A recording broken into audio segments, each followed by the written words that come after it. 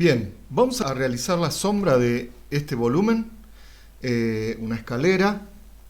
Tenemos un segmento vertical, que es la baranda, que va a proyectar su sombra sobre un plano vertical, después sobre un plano horizontal. También tenemos la parte inclinada de la baranda de la escalera, que va a tener un plano de sombras que está inclinado.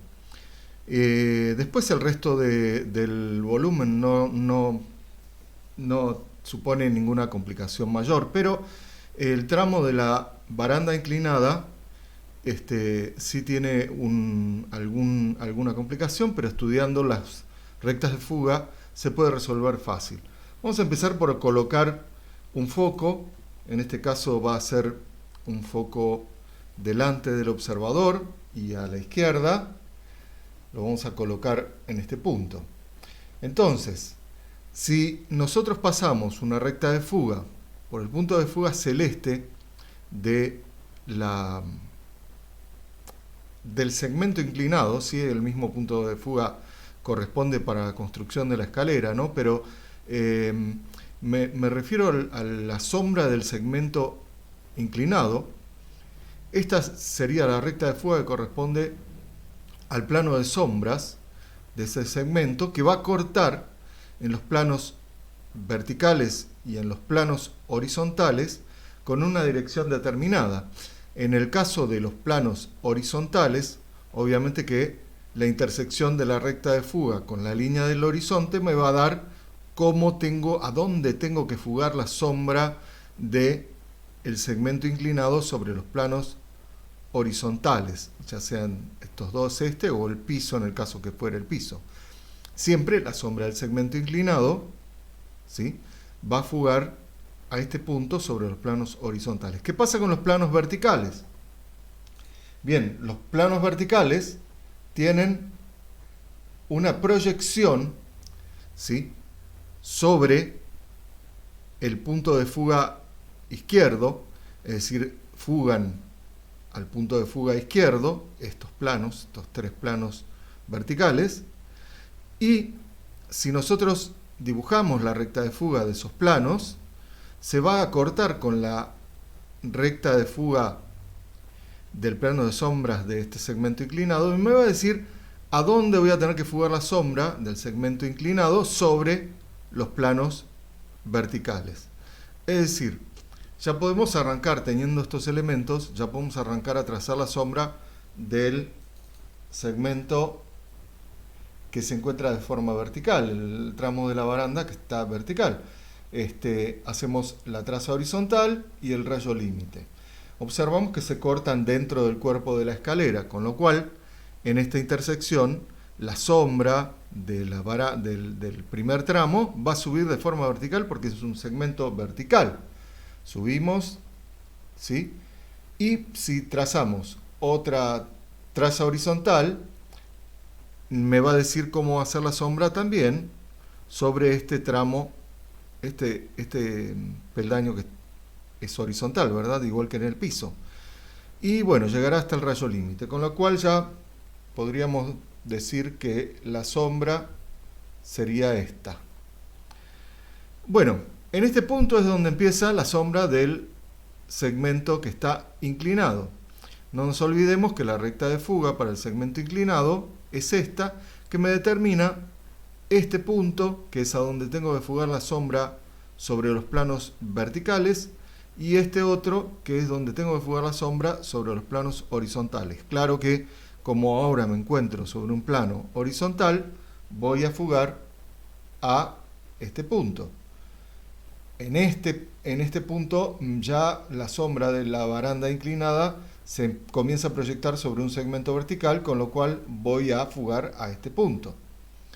Ahora, teniendo estos dos puntos, ya puedo pasar una línea al punto de fuga celeste, desde acá y desde acá, y trazar el zigzag manteniéndome dentro de las dos paralelas, igual que como hago para construir los escalones de la escalera. Pero bueno, en este caso vamos a hacer todo el trazado alternativamente a un punto y al otro. en este punto tengo la sombra de la baranda inclinada sobre el segundo peldaño horizontal. Ahora voy a fugar de nuevo a este punto y me voy a cortar acá para poder trazar la sombra de la baranda que está inclinada sobre todos los peldaños de la escalera. En este punto termina, porque ya hice la traza horizontal y el rayo límite de este segmento vertical, en este punto termina la sombra de la baranda inclinada, con lo cual el problema más complejo que tiene este ejercicio ya está resuelto. Ahora, como este tramo de baranda fuga al punto de fuga derecho y está horizontal, su fuga se hace con el mismo punto, un rayo límite acá, me va a permitir saber dónde termina la sombra, y voy a dibujar la sombra tanto de este segmento vertical como de este también, ¿sí? Para que quede completo el ejercicio. Bien, de esta forma ya concluimos con lo más complejo que tendría el ejercicio. El resto sería hacer la sombra del volumen de la escalera. Lo voy a hacer algo más rápido. Voy a empezar por este punto. Fíjense que voy haciendo la menor cantidad de rayos posibles, ¿no? Para que no se ensucie todo el dibujo. Pero indefectiblemente, como son muchos puntos, va a terminar algo más sucio. Ya hice la sombra de este segmento vertical que me da acá, según su rayo límite. Fugué por ser horizontal al mismo punto, donde me corto con el rayo límite que pasa por este punto, construyo la forma de este primer escalón. Y así lo voy a hacer con todos. Voy a seguir fugando y construyendo la sombra del escalón. ¿Qué pasa cuando llego a este punto? Me doy cuenta que la sombra de todo este segmento se me está cortando dentro del volumen de la escalera, con lo cual en este punto, ¿sí? Como el segmento es un segmento vertical, en este punto me dirijo a esta intersección para hacer la representación de la sombra de este segmento sobre este plano de la escalera. Y ya estaría resuelta la sombra, ¿ven? Ahora dibujo, digamos, sombreo esta parte. Recuerden que la sombra propia generalmente, como tiene rebote del piso y de otros lugares, es un poco más clara que la sombra arrojada, ¿sí? Que es un poco más oscura. Y me falta hacer la sombra del resto del volumen. Traza horizontal, rayo límite, estoy usando este segmento, determino este punto, fugo, rayo límite, punto, y dibujo, por supuesto, la totalidad de la sombra, aunque se encuentra detrás de la escalera, porque siempre es bueno conocerla, porque por ahí hace falta hacer algo más. Y bueno, me falta esta